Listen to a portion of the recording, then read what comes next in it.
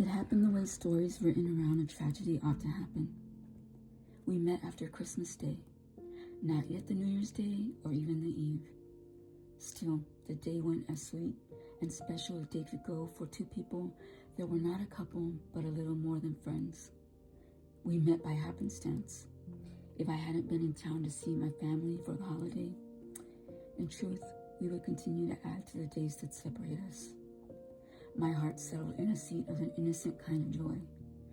I knew I would give anything to make the day happen, and because showing any sign of making the day more than it was, to avoid giving to false hopes, we simply enjoyed the part of the day that belonged to a moment we shared that would not be copied, redone, or replayed in any other moment in time. With all that I put into the day, I was pleased with myself. My emotions didn't get the best of me, and it all came together as a nice visit between friends should.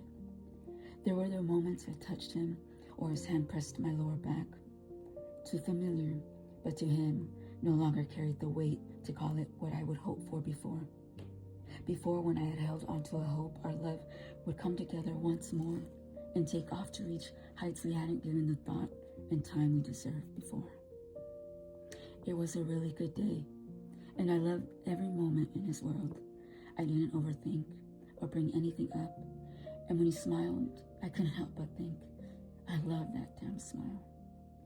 The visit ended, and sincere goodbyes were given. A hug I feared could be a last one, and in that moment I realized this kiss, the one lightly and sweetly given, without a thought, that held so much of a question I could never ask, would be a last kiss.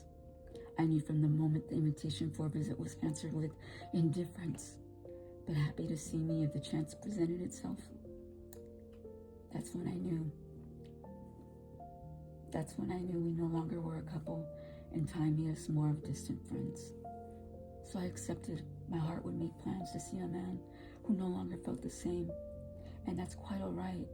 We have been broken up for enough years now, but the place that remains his is still here, and if he'll never return, at most I can bring back to it a kiss. No feelings of regret. In fact, I hold it all to be special to me. And that's the thing. When it settles in the knowing of what is, there is a peace and a true care for a love that simply still is.